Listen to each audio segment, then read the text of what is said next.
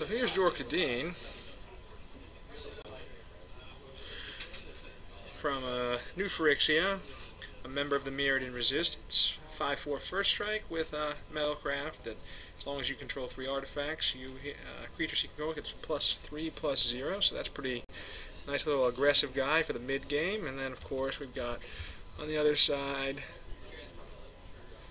Zach's General, Maelstrom Wanderer, right there. Creatures you control have haste, that's a thing, and Cascade, double Cascade.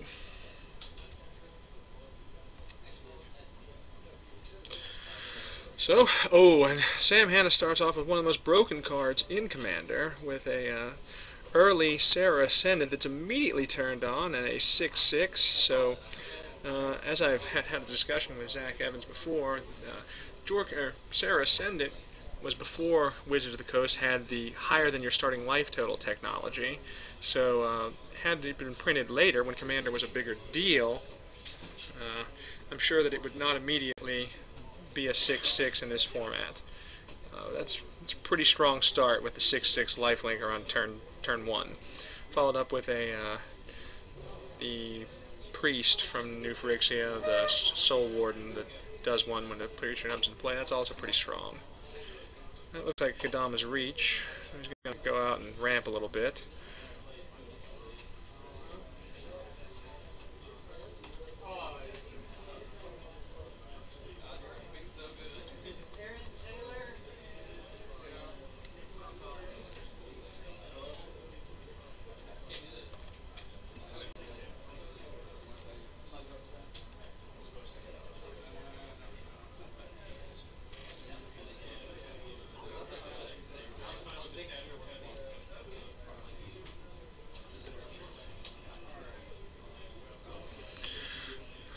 Zach drops another land, playing some Zendikar Full Art Basics. Very pretty, he has a nice collection of those.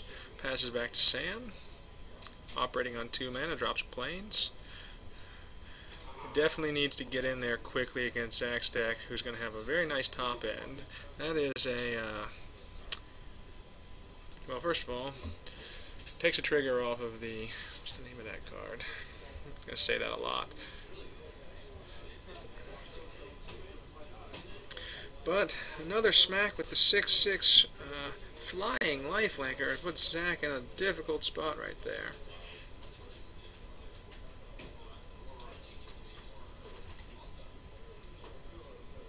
Zach would be upset at me. I played that Phyrexian priest guy in Soul Sisters back in the day, so I should know its name.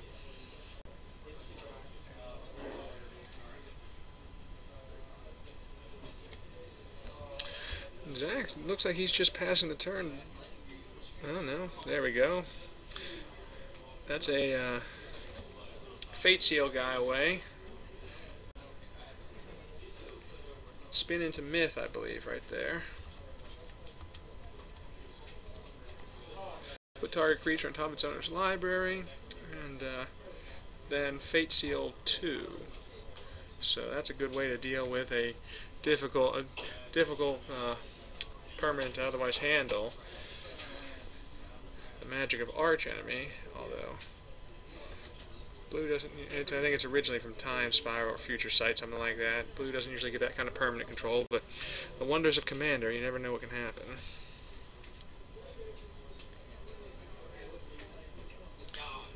Palladium Mirror. Taps for 2 colorless. And Jor Kadeen makes an appearance. You know, coming up from on high, a little bit of the off that deck box right there. So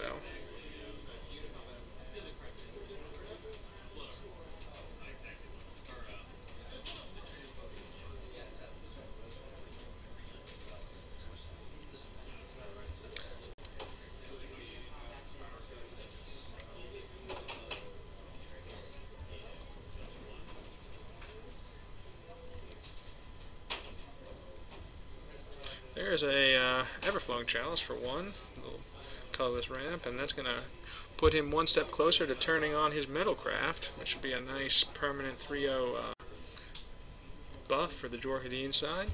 Zach tapping 6 mana.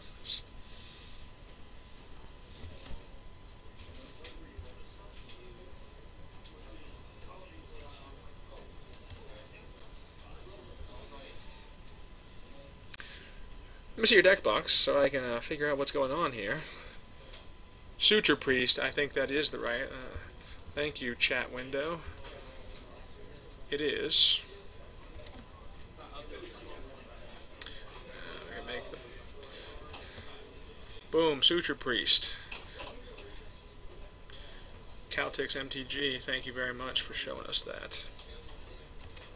Mole Drifter, draw a couple cards. Gonna keep it in play as a blocker, usually evoked as a pseudo divination. Passes back to Sam, drops a mountain. Takes a ping off the Suture Priest.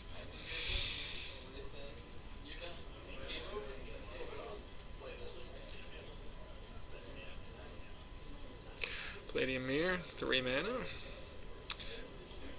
And I can't quite see what is that an Opaline Unicorn, I think. Opaline Unicorn is going to get turned on the Metalcraft, and then there comes an Assemble the Legion, which is going to be very strong, spitting out 1/1s that become 4/1s.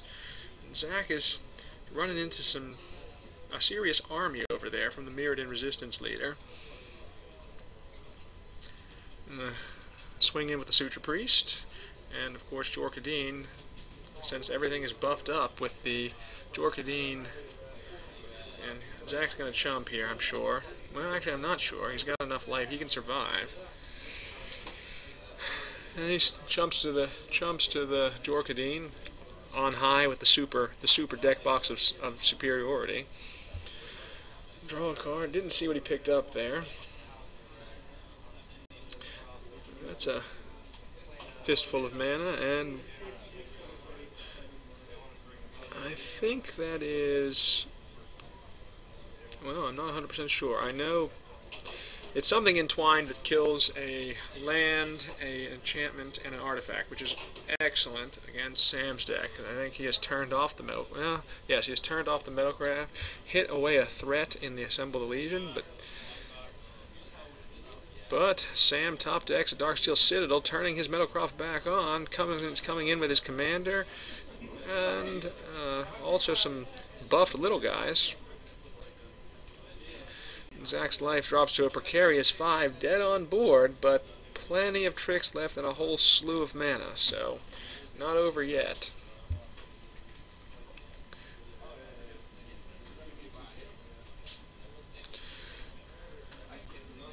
Is that a Diluvian Primordial in his hand? It looks like it. Oh, and there we go. Blasphemous Act. That'll kill a lot of stuff. And he sweeps the board. So we've got an interesting shot here. Zach Evans down to a precarious 5 life, hanging on by his beard. But Sam Hanna not in a great position, but he still only has to just a little bit more damage to be fine.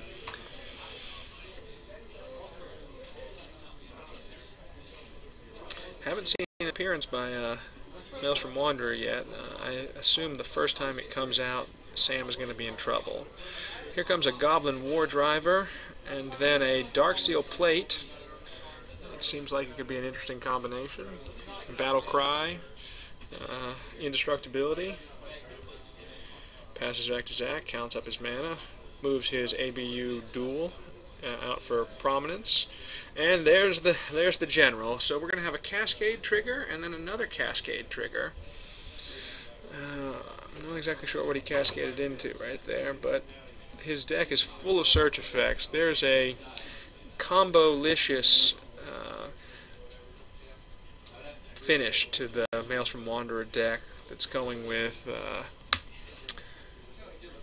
Mind's Desire, I believe, is what he's going to key critical components. Is that Tooth and Nail? It looks like it is. That's what ended me last round on camera. So that seems like a pretty good. So, whatever he did, put it on top of his library, allowing him to set up his Cascade, so it's not even random. Mystical Tutor, thank you, Boom Nasty.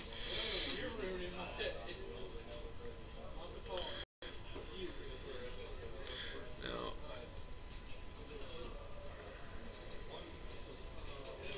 He's not going to get to entwine. Oh, so we just had a kill. I'm sure Zach will come in and explain exactly how that did. I don't know how he gets to entwine, but it's pretty awesome. So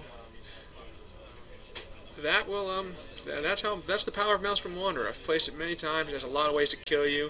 Hanna had a nice run there. He put Zach in the danger zone, but